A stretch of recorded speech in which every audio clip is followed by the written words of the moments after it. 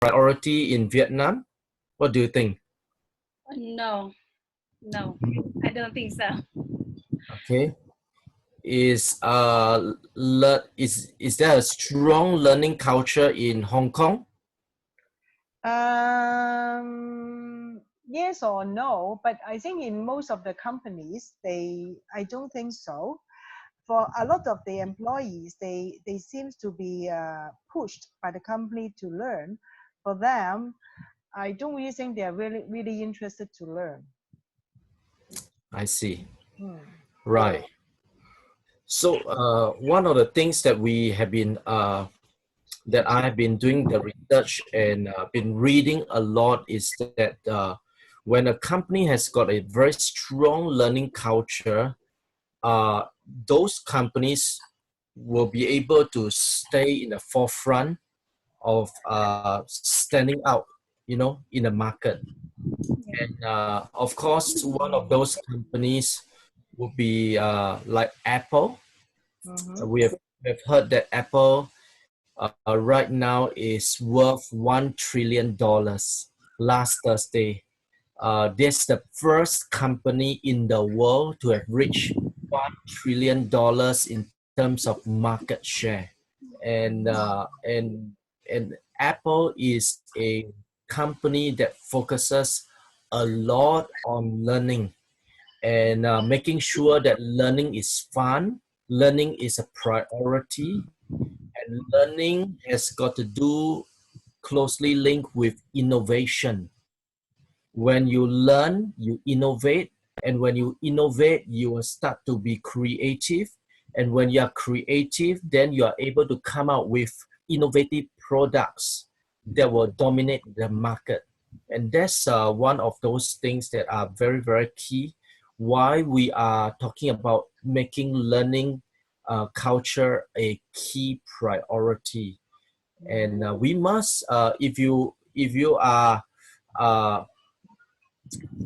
engaging different companies, and this is a very important idea, to help the companies begin to focus on this. So, as we have spoken last week, high impact learning organizations, these are some of the things that they will be able to stand out. Okay, 32% more likely to be first to market, 37% greater employee productivity. So they are not just pushing for productivity's sake, but they begin to put fun into work, and then they will make sure that while they are working, they will always identify what are areas that they can improve the work processes as part of learning. Then 34% better response to customer needs. That's where I begin to, on a daily basis, they will ask questions like, am I meeting the customer's needs? What better ways can I do to meet customers' needs? Can I come up with better products to meet my customers' needs? So those are the things, is part of learning as well. They are always asking questions. 26% greater ability for quality products, 58% more likely to meet future demands, where as you begin to see that companies that are learning will always push boundaries, not just physical boundaries, but mental boundaries, so that they are able to be more agile, and then they are constantly changing, constantly learning, and constantly ready for tomorrow. And of course, 70% more likely to be market share leader. This is what we have observed in many high impact learning organizations. So in terms of learning culture, it's important for us to ask ourselves, hey, what are some of the people in our companies who are very, very eager to learn? Are you aware of a certain group of people who are very eager to learn?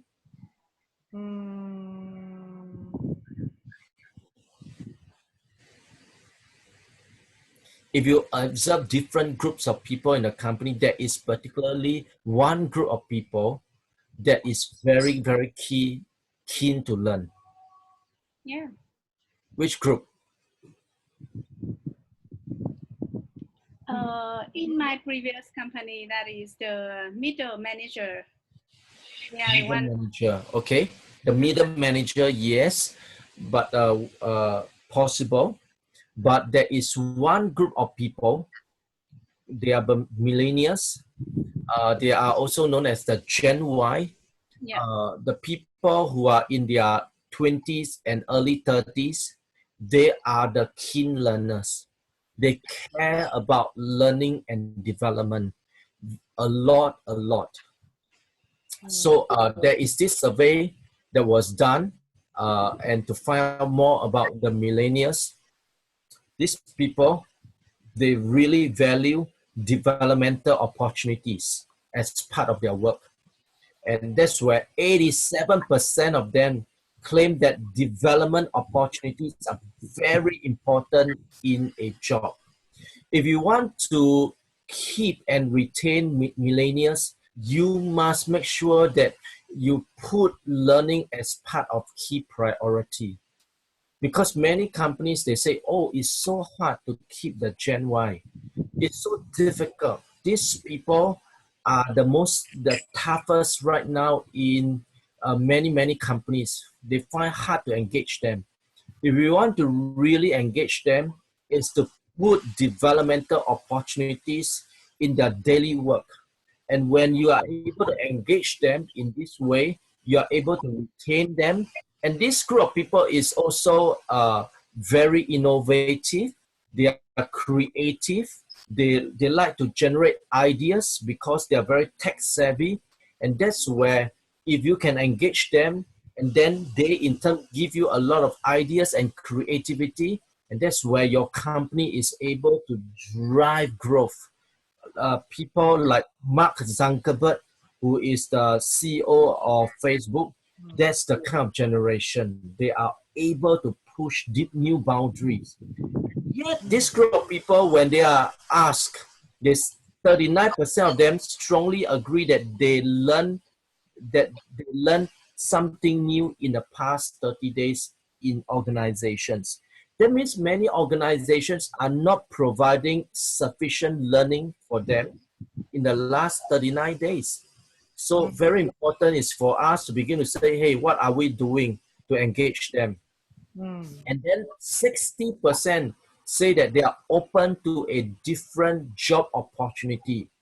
Any place where they can engage them in terms of learning, that's where they are so drawn to it, and they might even jump ship just to want to go to a company that they can learn. That's why many companies that are high in terms of learning will be very attractive for this generation. Okay. But Caleb, Now, I have a question about these statistics. Who were the participants of these people? Are they all from Singapore, or is a global survey, or what's that? this is a global survey, and it is generally very true about the Gen Y. Gen Y, they are curious people. They are people that likes to engage in new ideas. They are people who like to engage in fun at work. They like to come together and discuss and brainstorm things, because this is the kind of learning style where they are being brought up in school. Whereas many of us who are Gen X, no, we were not engaged in this kind of style of learning. In school, we were just taught. The teacher is the one who conduct the lesson. We are all learned to copy. So our learning style is very different. Whereas the Gen Y, when they were in kindergarten, when they are in primary school, they are beginning to have what they call show and tell. They have project works. They have things that will help them to innovate and to learn. And so they love this kind of learning style and this kind of environment. And so this is very important for us to understand that it is not just in the States. This is not just some Western survey. You can see this across even in Asia, that people in Asia also, the Gen Ys are very much in this kind of learning style. Uh, and and in fact, the Gen Z is even more. Yeah, they love that.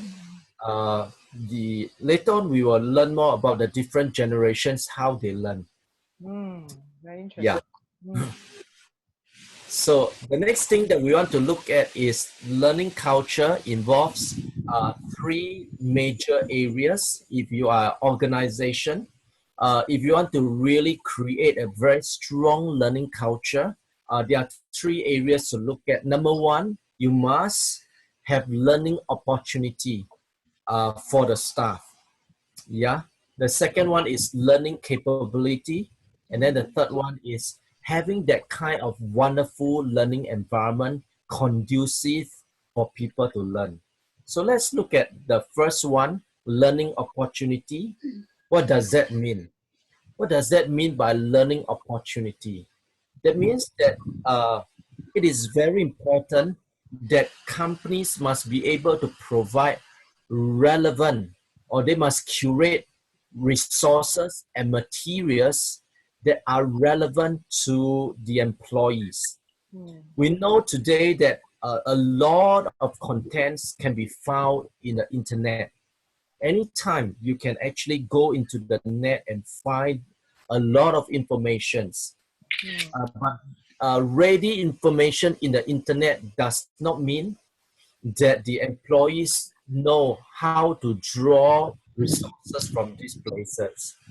Therefore, it is very important for companies to be able to know how to put information, curate information, resources and material just for the department. And a lot of it is where you must make it as relevant for them, as customized for them, and so that they are able to say, hey, I am not just taking a lot of these materials from internet, but this information can be organized properly, put it into relevant ways, and that can really cause employees to really learn. A lot of companies are using a lot of automated way of learning. They can put it into e-learning, and they make people clock the hour. All those things may not be creating learning opportunity. In fact, many people find that they are being forced to learn. But when you are able to entice them, show them that the resources and materials are able to help them in their daily work and help them to do well and succeed, I think that's where learning become something fun for them. The second area is learning capability. Learning capability, we talk about ability to learn effectively. We all know that each one of us, we have different learning style. Yeah, we have different ways to in that sense, how to be able to cause our learning to be effective. And so we have to look at the four different generations, how they can learn effectively. So the first group is what we call the traditionalists. Traditionalists are those people born before 1945. This group of people, they really value informational learning. They like a classroom learning style. They are the kind of people they like to sit down and copy notes. You know, they like to be having an instructor. They like to call someone who is teaching them teacher, you know, because that is how they are being brought up. And so these people thrive in informational learning style. And when you put them into a classroom, they love it very much. Yeah, they love it very much. The second group is what we call the baby boomers. Baby boomers are those born between 1946 to 1964. they value transformational learning. Transformational learning, yes, these people, they also in some ways they like learning in terms of classroom, but they also like to put it into a context of an experience. You know, they like to learn on the job. They like to see how people do certain things and they learn. This is the baby boomers. They love this kind of style of learning. Then the Gen X, they are born between 1965 to 1980. They prefer self-directed learning. That means, yes, they, you know, some of them have certain elements of classroom learning as well, but they prefer them to be able to be given certain resources and material, and you tell them to assimilate the material, to study the material, and then after that, like a project, you get them to repackage it and then maybe to use it to teach others. That is the kind of style for the Gen X. Then the millennials, they are born after 1980, they prefer informal style of learning, which means they like learning through games, learning through activities, learning through relationship, learning through maybe some kind of nature learning. So they prefer very informal way of learning. So we must be able to understand that in the company right now, they are not just 4 generations, they are actually 5 generations. The last generation is the Gen Z. They are even more informal. In fact, they like learning on the go kind. And that's where they really is so different from all the other 4 generations. So let's find out a bit more. Do you agree that these different generations have got different learning style? Yeah. Okay, so what is your learning style? Yeah, I think I fall into between the generation X and Y.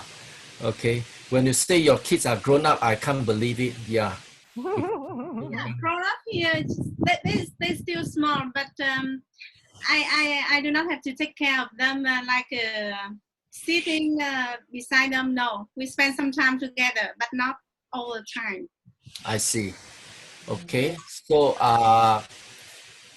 Rita, do you agree that your learning style is, you know, from this chart here? Oh, I see. I agree with that. But as far as myself is concerned, although in terms of my age, I fall into Generation X, but I think for my learning style, I'm more for the millennials because I like learning in different formats, different ways instead of a sort of self-directed.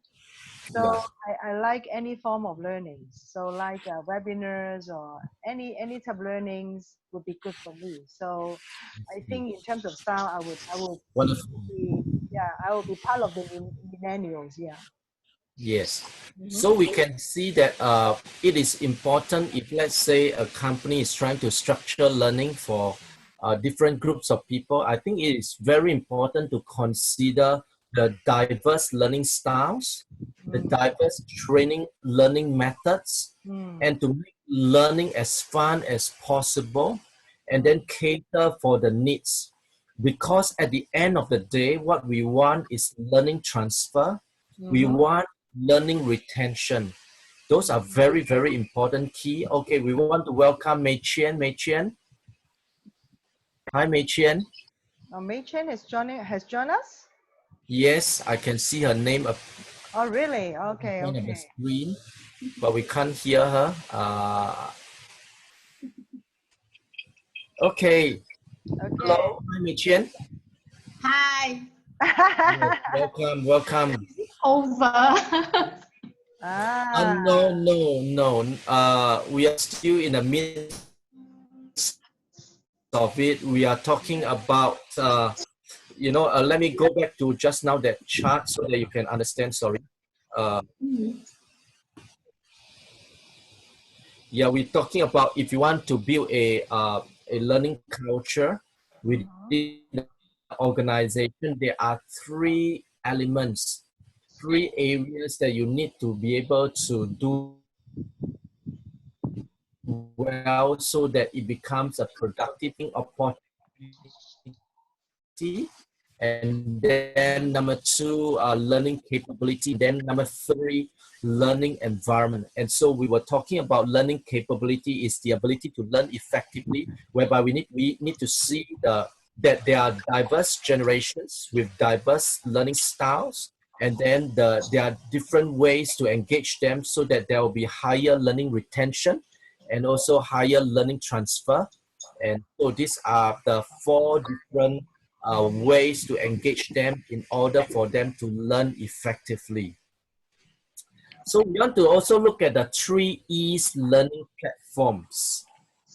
3E learning platforms is a study that is shown, a study that has proven that if you want to get people to really learn and retain and be able to apply and be able to learn effectively, you need three different types of platform. The first one is we call education.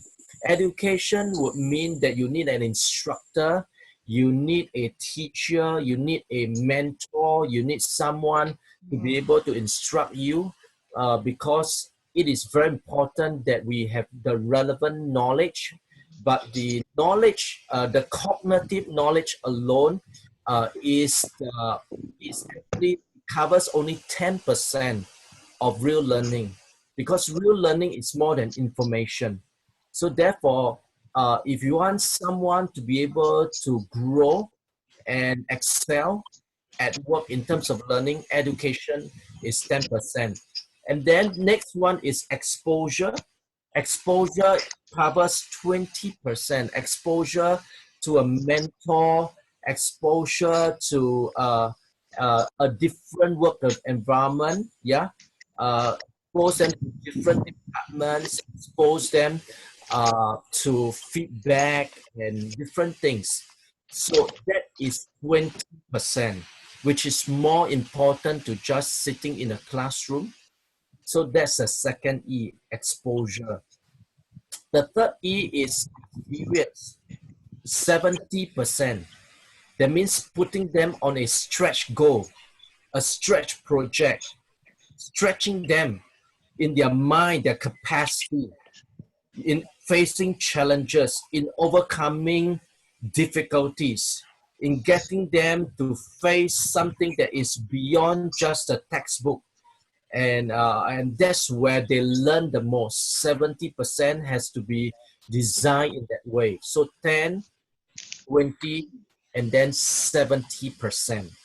And when this will then cover the total 100%, where they will become, they are able to maximize the learning and the application. Okay? Yeah. So let's go back to just now, resources, materials, under learning opportunity, then learning capability, ability to learn effectively. The third one is learning environment,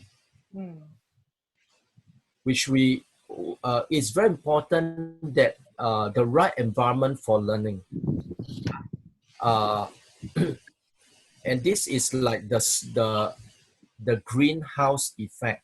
You know, when you put a plant in a greenhouse effect, the plant will automatically able to grow, thrive, and be able to flourish.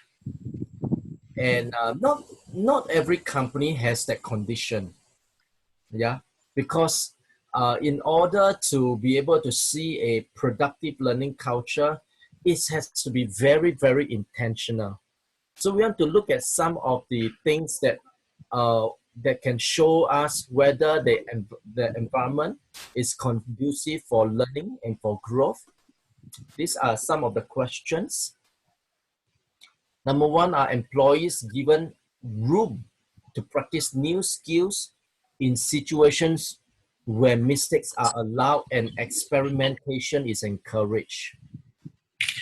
This is particularly very important uh, because sometimes when employees are sent for courses and things like that, after that, when the course is over, employees are encouraged during the class to say, hey, go back and apply. And when they try to apply, sometimes they're being put down. There is no room for them to apply and to try out the new ways of doing certain things. Then within 3 days or within 1 to 2 days, all the learning in the classroom are being thrown out of the window. So that is not encouraging learning. Yeah. The second one is, does your culture allow people to ask others for help or brainstorm solutions as a group? Some companies would not would there is no direct thing that say, oh, you cannot ask for help, but you know what, they are expected to be very independent. There is no collaboration between one department and another department, or sometimes in the environment whereby people ask for help or ask questions, then they are deemed as people who does not know the job knowledge, and they are being put down and things like that. So that would not really encourage a learning culture. The third one is, do the employees feel safe to work through challenges? When there's a challenge, does everyone jump in to help to support the person? Or some companies, when they find certain challenge, they try to sweep it under the carpet. Yeah, they don't want to let others know that they are facing challenge. And then at the end of the day, mistakes are out, and then everyone tries to blame one another. Fault finding, that is a very toxic culture, but it's very common in many companies. The fourth one is, are team members supported by their managers in pursuit of new skills? Yeah. One very common thing is when employees ask the manager, can I go for training? Then the managers will say, there's no time. We are all so busy. Why would you ever consider going for learning? Or the managers are jealous, of this staff going for training. I myself, I never asked for training. Why are you asking for training? And things like that. So then that will not really encourage their employees for new skills.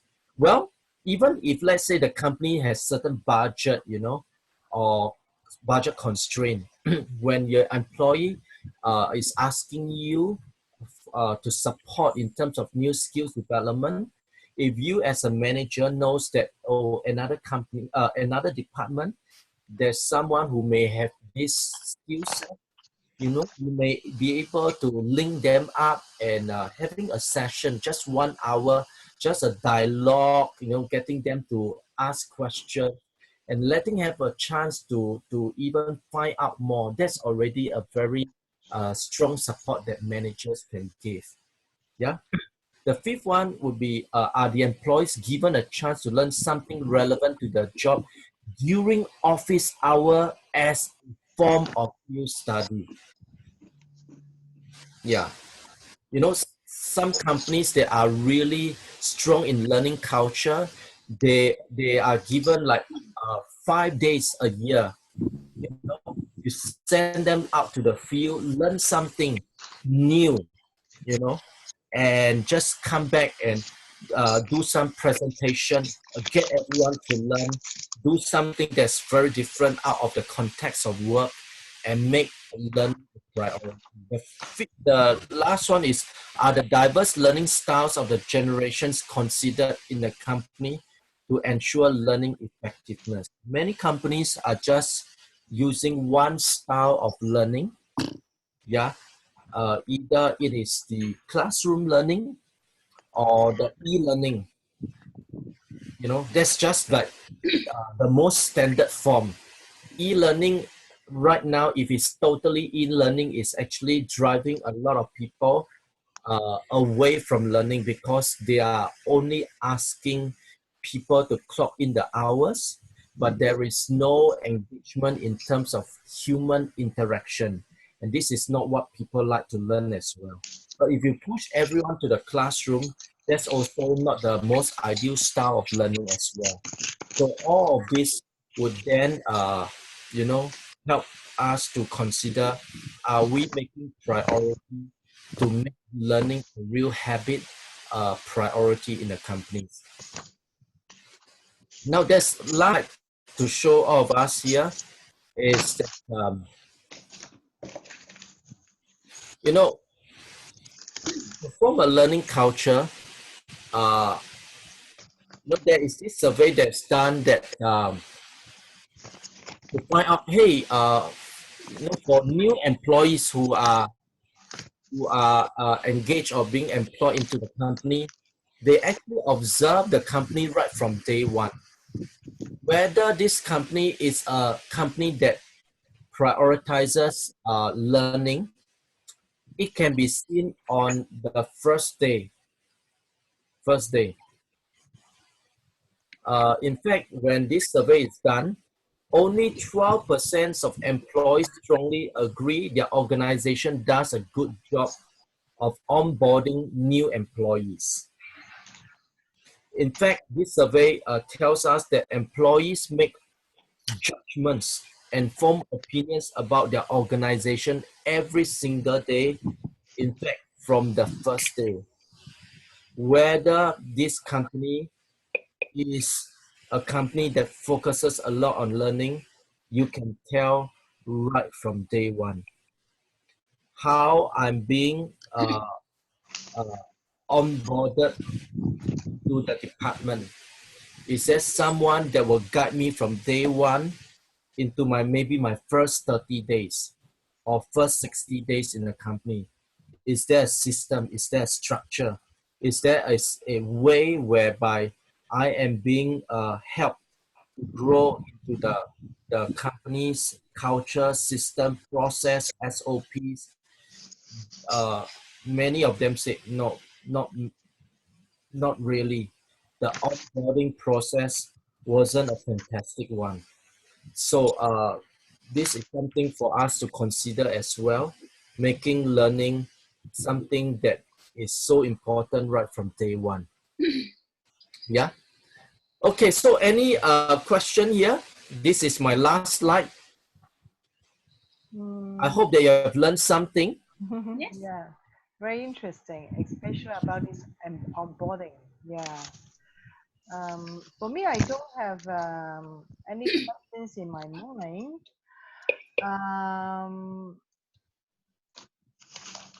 So when you talk about learning and development, right? Because in Hong Kong, due to the education system, a lot of people do not really like learning, especially when they graduated from university. They just think that's all, that they don't read books anymore because they think that they already finished their learning journey. So when they will work in a corporate. They will, instead of reading books or learning, I think learning can be in different forms, right? Reading is only one of the forms for learning. So if you ask them to read books, they might not be willing to do it. But if the company can really arrange for something fun for them to learn, so that they will also be benefited from this type of learning formats, I think that would be good as well. So that's why nowadays I have seen quite a number of corporates making learning in a fun way, meaning that they will arrange like videos learning. Yes. Or they can learn it in a form of webinar by having interactions by each other, just like what we do. So I just think that nowadays I think corporate has a lot of focus on on learning. Although people tend not to love reading, but reading is only one form of learning. Yeah. So that's, I think, even for the human resource professionals, they also pay attention to different ways of learning. Mm. And reading book is only one of them. I don't really think people like doing it. So I think it's yeah. So for me, it's good that we now have different ways of learning. We're very happy to see it. Yeah. Yeah, learning can be, I mean, reading books should be something, you know, that we should be more self-directed than being enforced. But learning can be something like at the end of the day, if let's say, you know, if you are a company that drives sales, you can bring everyone together and ask questions like the whole team together and say, hey, what did we do well today? What is one thing that you have learned from your sales experience? So engaging one another through this way is also a part of learning, and we can actually learn from one another. Yeah, So I that's think very true. we don't need long, uh, you know, like a 1 hour, but sometimes a 10 minutes learning that is also uh, that can actually reap a lot of fruits over a long haul. Yeah, So, that is for true. example, a company that runs, let's say, like McDonald's or what, if let's say the store starts at 7 a.m., example, if they come in at 6:45 or 6:30, example, 10 minutes just to say, okay, briefing. The morning briefing can be a learning session, just 5 to 10 minutes. Is there a story to share? Is there something that we all can learn together? And then at the end of the day, do a bit of debrief. Huh? What is one thing that you learned from a customer today? You also can. We learn through people Yeah, watching and yeah, things like very that. good. Yeah, that's right. That's right. Very interesting. How about Ha? What is your insight or what is your comment on this subject of learning? I think this is a really interesting, and I think when we talk about culture, then it's really important that we have a kind of role model, and the leader should be the one who inspire, who build that kind of culture. I like the point that you present, Color, that since the first time the new people come, and Yes, we have a good onboarding program, and we show that this is the company encourage the learning, yes, and it is a good way to build up that kind of spirit for the new people. that's right. Yeah, I can share with you some example in my previous job, where I think we build a quite a good learning culture, and there are many kind of learning that we do that I think quite informal. For example, we teach people teamwork via the project. It's a funny project, but also meaningful. That we have a kind of event that we call the Halloween. That is a charity Halloween. My company have owned the people of Gen Y. Many. I think 95% of the staff are Gen Y. So we organize Yes, kind of event, and we welcome people from outside to join too. So people divided into different team. The marketing team try to find the sponsor and try to introduce the event to the outside world. And we have the sales team who is responsible for selling the ticket. We sell the ticket and we earn the money for the charity. And we have the performance team, and we have many other teams. So people, they learn through that event organization. very natural. Wonderful. So Yeah, through a project, you also can learn. yeah, Get yeah. everyone to do something as part of the learning. Yes. So Yeah. that is, I think that is a good way, and people enjoy it a lot. Right. Yeah. Learning through doing something. That's a very interesting way of helping people to apply. Yeah. And it's easy when we have any issues. We usually gather as a group and discuss the issues. And I remember, and it's my own experience, that when we discuss about the production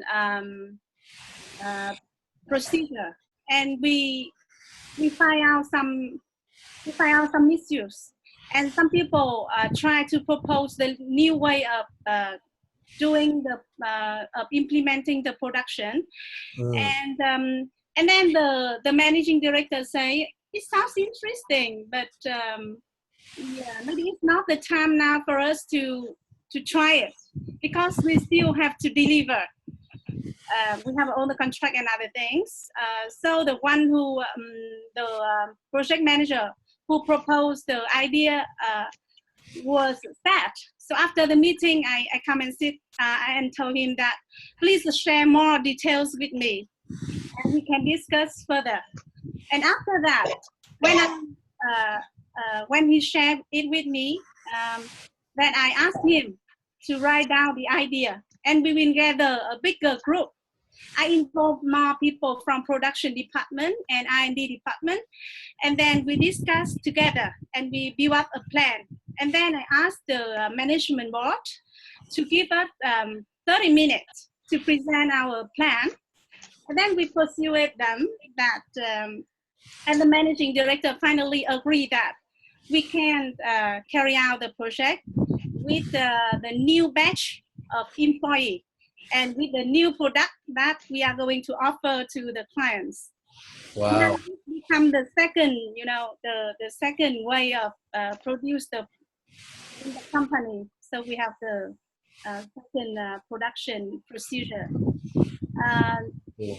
Yeah, after 1 year, we review the procedure and we see some point that's not really, good. So we try to change it. I think that is a really good way of showing the, the learning culture. And we try to do the new thing, and all the new idea are,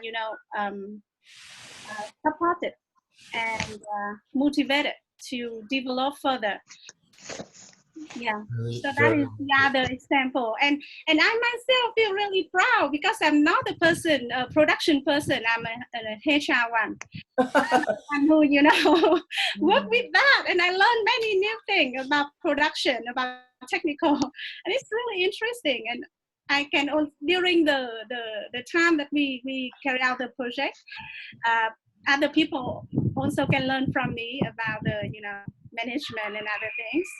So it's really a nice experience. And thanks to the management board, I think they always encourage us to do the new thing. And yeah, we have the chance to do the new thing, even if it may fail. But I think it's really good that we have a chance to try the new thing, and via that process we learn. Yeah. Wow. So you have actually contributed to the learning culture. Huh? Wonderful. Yes, Mei Chen, anything to share with us, your input, your whatever you have learned, or even things that you want to add on? Yeah, I didn't learn enough tonight. I left my phone away, so even the alarm reminds me I didn't see it. Just what you have said just now. It also triggers me that the new generation now, not just the Gen Y, the Gen Z. Yes. They learn everything. They learn everything from the internet.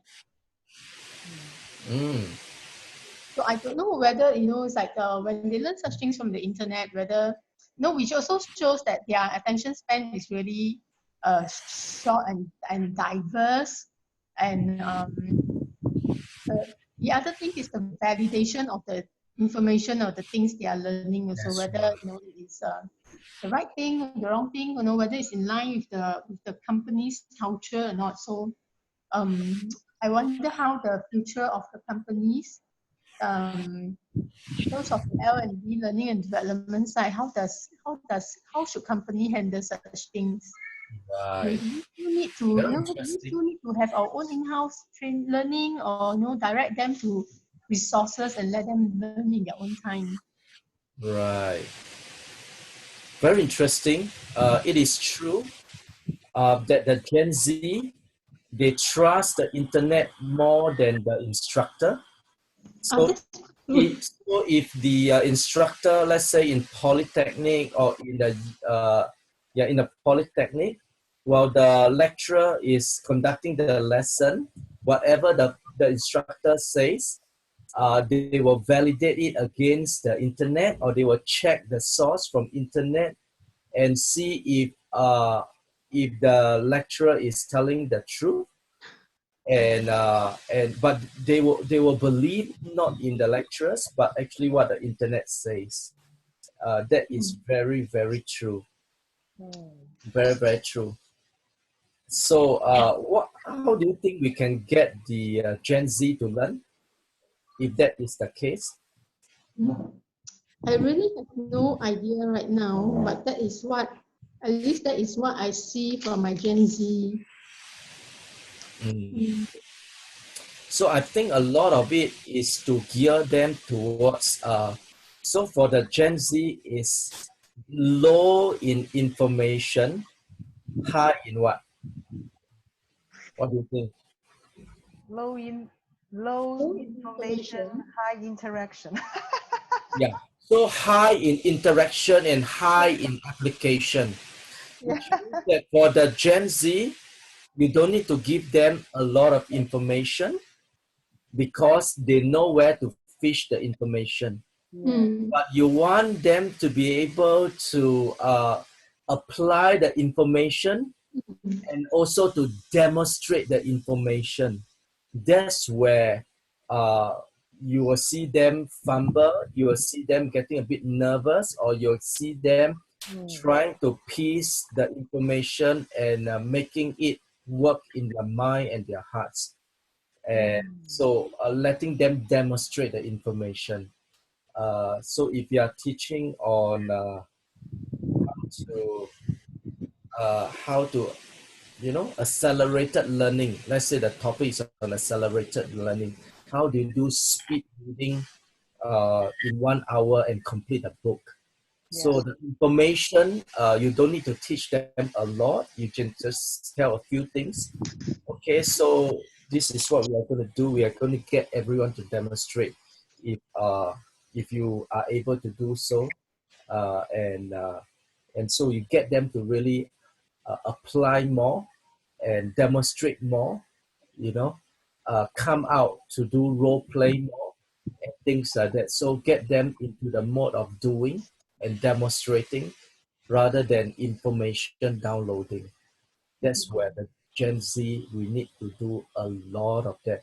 And also come up with all kinds of scenarios where the information can be applied.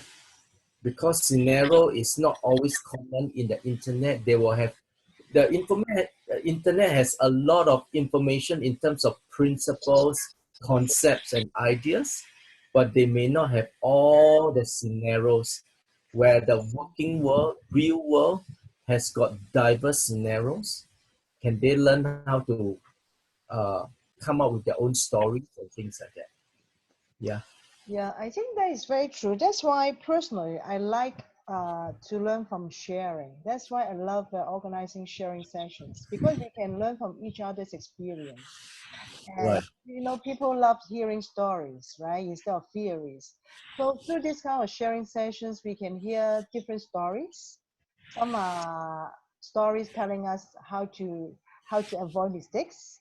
Some tell us something which if we have done it, then we can achieve successes.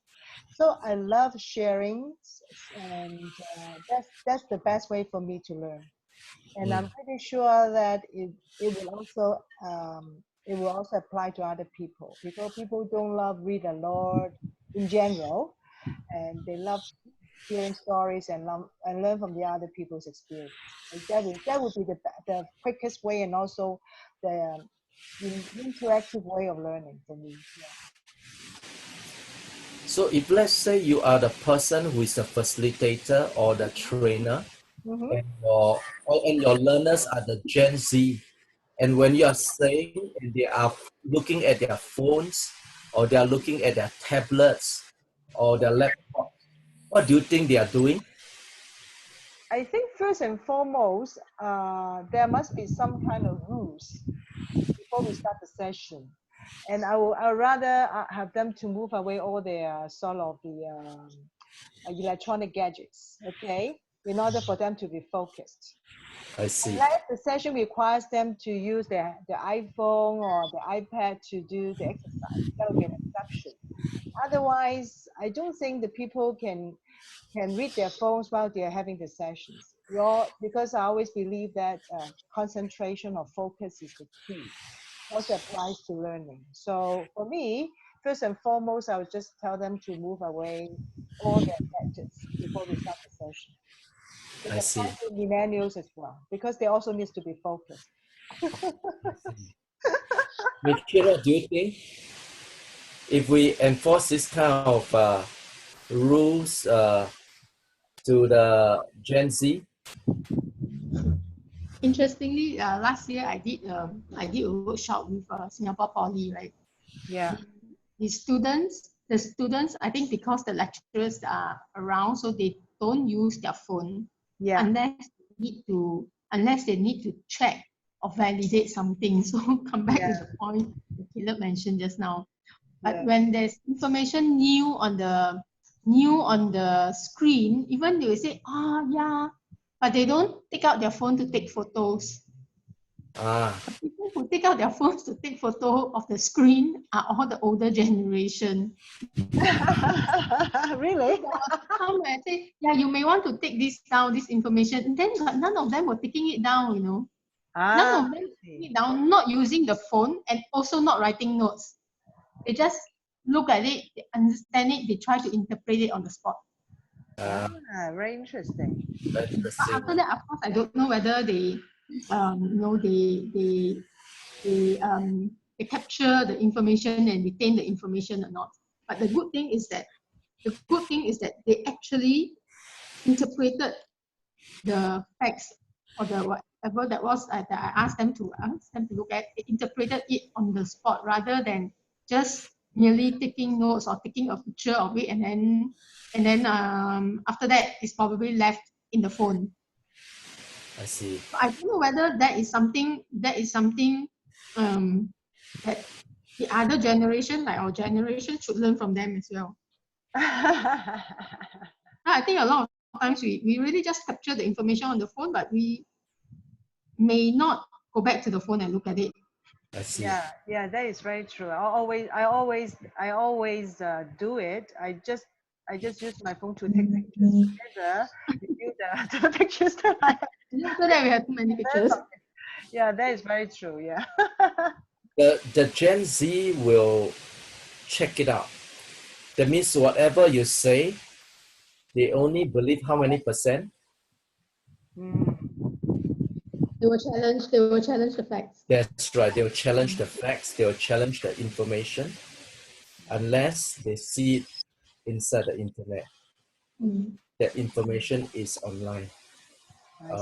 And then they will check different sources just to validate whether you're correct. So that's the Gen Z. Yeah. So with regards to the Gen Z, I think it's very important that before you teach the information, okay, I think you need to read up a little bit, go to the internet and see your information, but is there any difference between yours and what is on the internet? Yeah. and be ready to be able to comment on that. Yeah. That is very true. Yeah. So, any further questions in regards to this topic today? Because Caleb is so good. He just gave a very interesting sharing on this learning culture, right? And also asked us a lot of thought-provoking questions. So it was fantastic. So, any other things to share before we end the session today? I think that's really good and you know. Okay. And I just something which struck my mind is that maybe next time maybe we should resume to Saturday session. That would allow them more, I think, more time to prepare, Maybe. right? Do you think so, huh? If you are given the choice, you prefer weekdays or weekends? For me, it's okay. At night or weekend are okay. Okay, because our friend Kian, right, is on vacation. That's why we don't see her. We didn't see her today, and she's out of town. So anyway, so we will keep you informed of our details of next session. Okay, and so very good evening to all of you. Thank you so much. Okay, so I recorded this session. Yes, we are recording this session. I think I would